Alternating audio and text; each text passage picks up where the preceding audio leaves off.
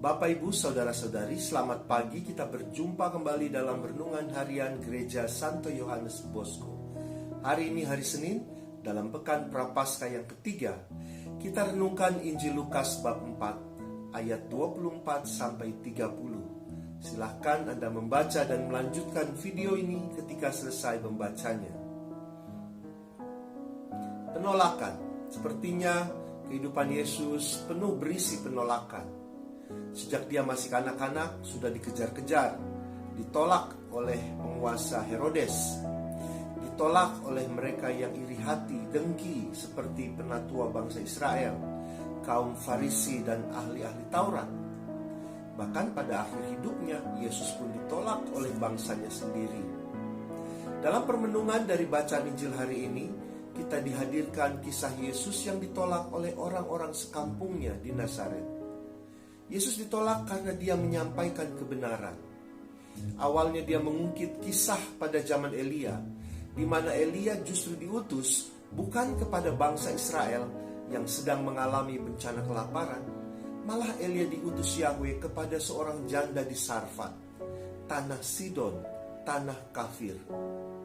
Kemudian Yesus juga menambahkan kisah penyembuhan Naaman, seorang panglima kerajaan Syria. Yesus mewartakan kebenaran bahwa di mata Tuhan, di mata Yahweh, keselamatan bukan hanya milik orang-orang tertentu yang sudah dimeteraikan seperti bangsa Israel yang menganggap diri mereka bangsa pilihan Yahweh.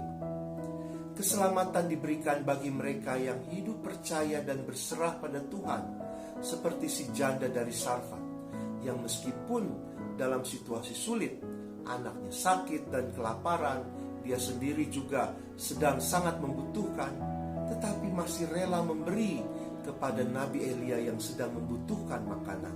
Maka Elia pun memberikan berkatnya bagi si janda dengan tempayan dan minyak dalam buli-buli yang tak akan pernah kosong, dan anak si janda pun disembuhkan.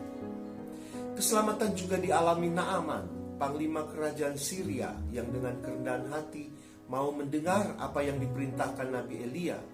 Dia yang seorang pembesar berkedudukan mau merendahkan diri, mendengar dan mengikuti apa yang diperintahkan Nabi Elia, dan dia pun diselamatkan. Saudara-saudari, meterai yang kita terima tidak menjamin kita untuk menerima keselamatan. Jika kita tidak memiliki kepercayaan penuh dan hidup berserah pada Tuhan, jika kita tidak memiliki kerendahan hati di hadapan Tuhan, maka keselamatan akan menjauh dari kita. Apalagi jika kita menolak pewartaan kebenaran dari Tuhan Yesus.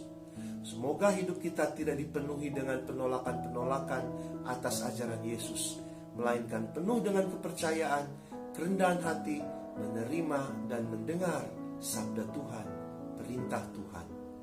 Tuhan berkati kita.